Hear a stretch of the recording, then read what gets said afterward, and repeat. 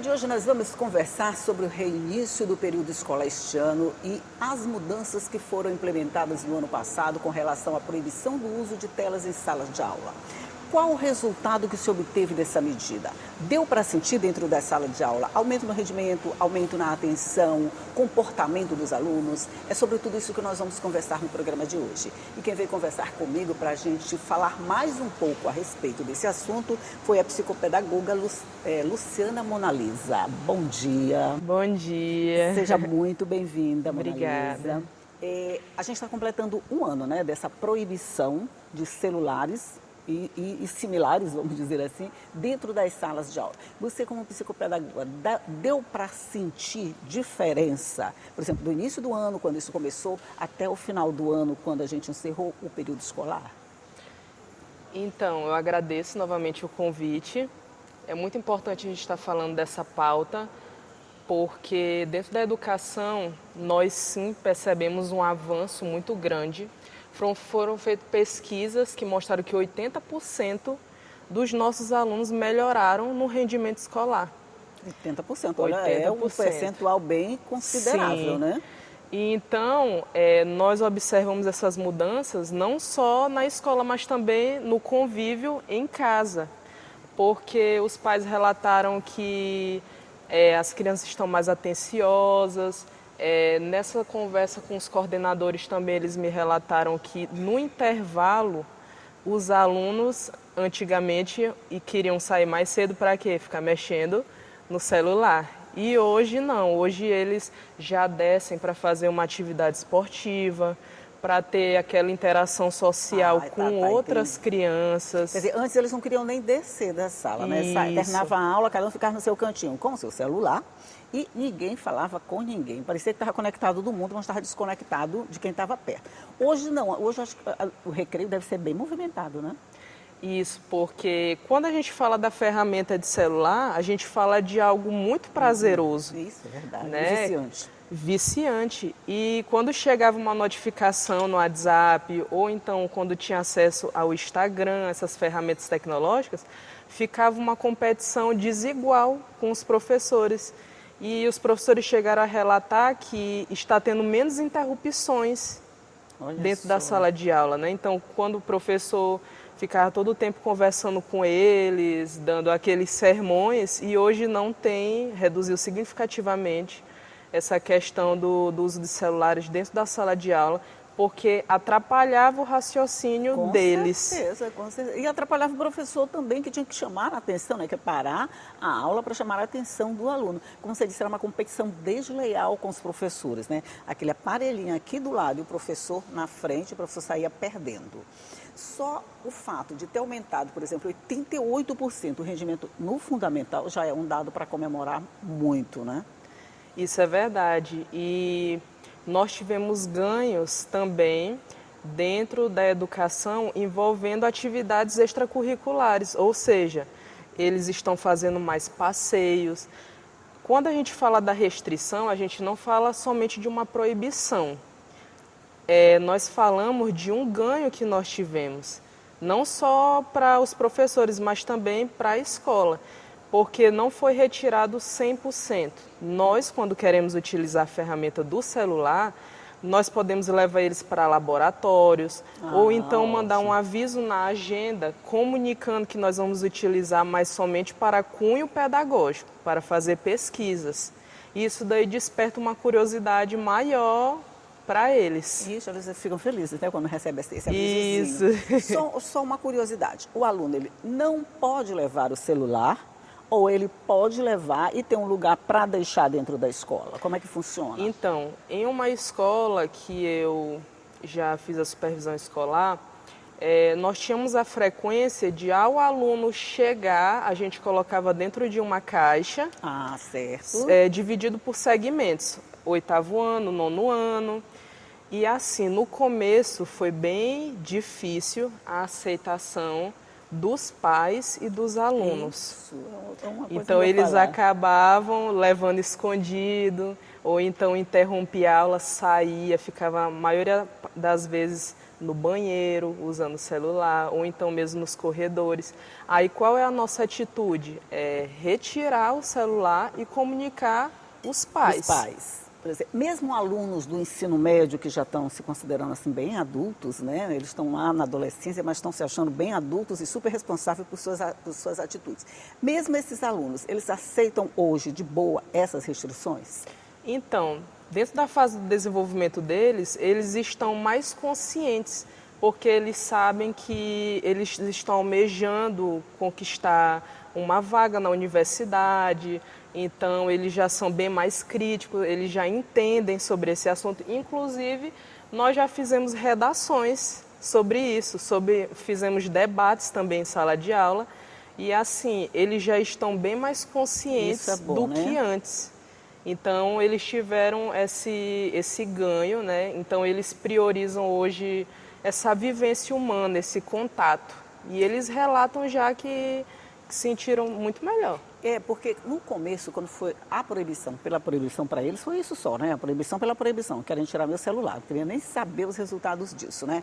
Eles, claro, batem de frente e tudo, mas quando eles começam a se conscientizar, o processo fica bem mais fácil de ser levado.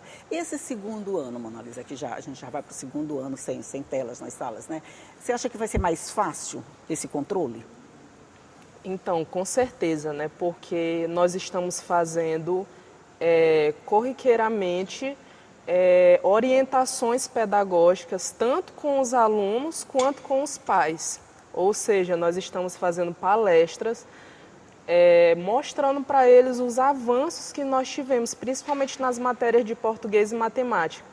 Porque eles estão tendo aquele raciocínio lógico, estão tendo aquela cautela de ler melhor as provas, de interpretar melhor as questões, porque o celular, o que ele fazia? Ele tirava a atenção.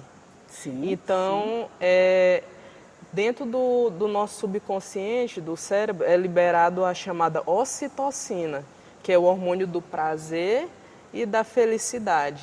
Então, eles direto querem... com esse hormônio ativado. E ativado. Então, o que nós orientamos os pais? A não tirar 100% em casa, porque nós sabemos que tem uns que utilizam para estudos, pesquisa né? Mesmo, né? Pesquisa. Então, o que nós podemos fazer? Organizar a rotina, delimitar o tempo, fazendo com que não fique... Uma proibição total também traria, vamos dizer, prejuízos, não é? Isso. Tanto emocionais, principalmente emocionais, eu acho, essa proibição de uma vez só. Mas quando começa assim, com essa participação deles dentro desse processo, que eles tomam consciência, e a família também toma consciência, fica bem mais fácil. Mas sobre isso nós vamos falar no segundo bloco, porque eu vou fazer um rápido intervalinho aqui e a gente vai só tomar uma água, um café e eu volto já.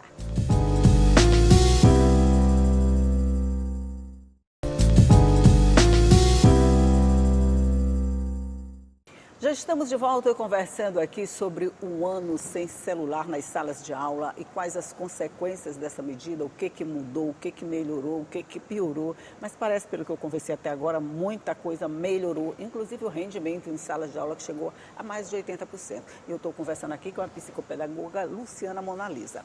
A gente falou muito da participação do aluno nesse processo.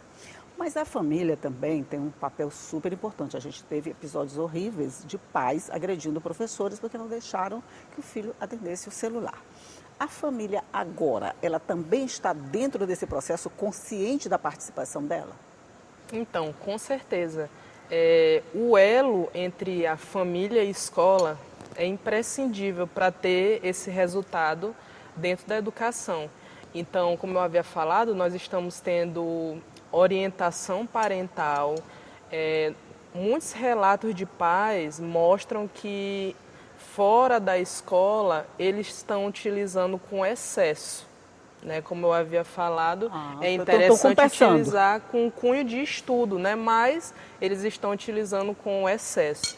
E aí que nós entramos em ação dando algumas orientações para eles organizarem rotina e delimitar aquele Isso, tempo de uso. É verdade. Delimitar esse tempo de uso é que é o problema, porque, assim, eu vou falar como mãe de aluno, né? Quando a gente passa a responsabilidade para a escola, a gente acha que a escola vai resolver o problema todinho, que a gente se livrou dele e que agora a escola é que vai controlar aquilo que a gente não conseguiu controlar em casa. Por exemplo, o uso do celular. Eu posso dizer para o meu filho os horários em casa. Se ele já tem essa noção de como usar em casa, ele pode levar essa noção para a escola. Quando não tem, a coisa fica mais complicada. Vocês tiveram muitos problemas nesse sentido? Com certeza, porque tinha relatos, né, que os pais, no caminho de casa para a escola, eles, davam o celular para o filho ficar assistindo Galinha Pintadinha, ou então o YouTuber. E aí, quando a criança chegava na escola, era totalmente irritada, Que foi retirado ansiosa, aquilo dela, isso. né? E também dificultava na hora do sono, né? Então a gente não recomenda que seja utilizado as telas antes de dormir também. Com certeza. Isso aí vale para todo mundo, viu? Não é só a Todo gente mundo. dar de escola, não. Isso vale para todo mundo. O recreio. Eu falo principalmente dos menores, porque não se via mais brincadeiras nos recreios. Os pátios ficavam povoados de pessoas isoladas, vamos dizer assim, todo mundo sentado Isso. no seu cantinho. Hoje dá para perceber mudança, quer dizer, foram redescobertas, a gente viu muitas matérias durante esse período de brincadeiras que voltaram a ser feitas dentro dos pátios da escola, que a gente não via mais isso não, né, Mona Lisa? Isso mesmo, porque quando você comenta com uma criança, o que você quer ganhar? Uma boneca com celular? Ele vai optar pelo celular, né? E dentro da escola nós estamos resgatando essas vivências humanas, né, que nós tínhamos. E assim, eles trazem dentro da mochilinha deles jogos pedagógicos de jogos. Tabuleiro. A saúde mental deles está sendo mais preservada, está tendo mais conversas. Como é que foi seu dia? Do que a gente vai brincar hoje, né? Então é muito bom ver esses avanços de que eles não tinham antes essa convivência. Eu acho que não tinha mais isso não, por exemplo, brincar de amarelinha, Isso. brincar de jogos, né, de tabuleiro, aquele negócio todo. Era algo ultrapassado, Era né? algo muito ultrapassado. Se você falasse com uma criança sobre isso, ele não está tendo nem noção do que é isso. Quer dizer, para eles isso é uma coisa pré-histórica, da época dos dinossauros. Quer dizer, a gente estava todo mundo na época dos dinossauros, né? Mas esse resgate é saudável, claro. Mas daí, você acredita que a partir de agora, com o resgate dessas novas brincadeiras, desses novos entretenimentos, durante os recreios principalmente, isso pode continuar, pode aumentar ou pode dar um cansaço, uma saudade da volta das telas? Então, eles vão se acostumando com a rotina, principalmente os menores, porque o cérebro deles ainda estão em desenvolvimento, em formação. Então, quando os pais, por exemplo, dão o exemplo em casa, eles conversam com os filhos que essa lei não é só uma proibição, mas sim um ganho para o ensino e aprendizagem, eles já vão tendo aquela consciência, né? E não vai saindo do caminho. Quer dizer, esse período agora, a gente voltou das férias, quando estava praticamente tudo liberado, né? Eu sei que tem família que já faz o controle oficial, vamos dizer, do uso de telas. Mas nas férias a gente libera um pouquinho mais, está todo mundo liberado. Esse comecinho agora do período escolar pode ser um pouquinho mais complicado? No começo, sim, né? Porque eles já voltam um pouquinho mais desmotivados, né? E aí a gente tem que ter esse resgate, aulas mais lúdicas, momentos de interação mais externo, brincadeiras, onde possa resgatar essas brincadeiras deles, né? E essa vontade de conversar com o companheirinho do lado, né? Isso. Contar como foram as férias. Eu me lembro no meu tempo de fazer até uma redação, né? De como foram suas férias. Isso, um desenho, né? Desenho, como é que foi suas férias. A gente já sabia que aquilo ia ser pedido no primeiro dia de aula. Mas isso passou. Mas também passou e pode voltar, né? A gente já pode ter de novo isso, porque acho que todo mundo aproveitou bastante esse período de férias. Esse rendimento de mais de 80%, você acredita que ele ainda pode ser melhorado? Ou a gente já chegou no nível bem elevado, bem...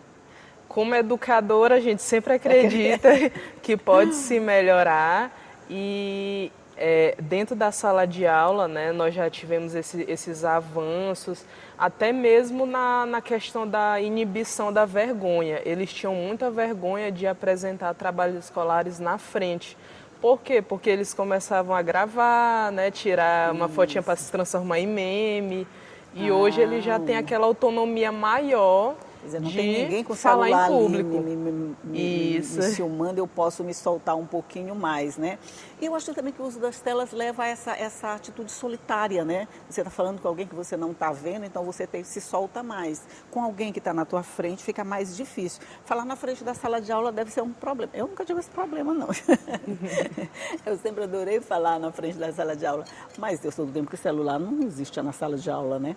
Então, esse é um outro ganho que a gente pode ter dentro da sala de aula, essa desinibição, vamos dizer, de apresentar trabalhos, de apresentar resultados, pode ser um ganho a mais dentro desse processo, né, Monalisa? Com certeza. Então, a gente deve priorizar esses momentos lúdicos entre o professor e o aluno. E fora que eles estreitaram o laço. Os laços, isso. Né? Eles já observam que o professor está ali não só para transmitir uma aula, mas para ter aquele momento de conversa, de falar mesmo do assunto, tratar de assuntos atuais, que é muito importante, como esse assunto de hoje, né, que a gente já chegou a discutir dentro da sala de aula e teve muitos ganhos e conscientização. Eu acho que a participação dentro da sala de aula deve ter aumentado, porque sem o companheirinho aqui do lado para te atrapalhar, você tem um professor na tua frente para te ajudar. Então, acho que as dúvidas, as coisas, elas vão saindo com mais facilidade, né? Tomara que esse ano seja um outro ano de ganho, que a gente volte a conversar e você me diga que esse negócio aumentou, que esse desempenho aumentou, que essa vontade de participar dentro da escola também melhorou. E que a gente vai continuar assim, que não vamos voltar. Com certeza. Luciana Monalisa, muito, muito obrigada por sua participação no Café de hoje, por me ajudar a fazer o programa e por todas essas informações compartilhadas. Prazer é todo meu. Bom dia. Bom dia para você também que ficou sabendo um pouco mais sobre os resultados desse primeiro ano de falta de telas ou sem telas dentro das salas de aula. Soube que o rendimento aumentou e soube também da sua responsabilidade nesse processo. Escola, família e alunos trabalhando juntos, com certeza o resultado vai ser melhor. Se a gente já teve um ano de ganhos, vamos ter um outro ano melhor ainda. E eu não podia encerrar o programa de hoje sem falar de como essa data, 27 de janeiro, é importante para nós. A TV Assembleia está completando 15 anos. 15 anos de atividade de uma TV que se propõe a ser pública, parlamentar e de qualidade, o que é melhor. Levando para você todas as ações que são desenvolvidas aqui dentro do parlamento, de que forma elas afetam sua vida, de que forma cada projeto apresentado aqui na Assembleia Legislativa pelos 42 deputados vai impactar o seu dia a dia, na medida em que essa lei entra em vigor e ela passa a reger determinados costumes. E a gente continua com o compromisso de levar sempre para você a melhor informação com qualidade e responsabilidade. E que venham muitos outros 15 anos, claro. Tchau e até a próxima.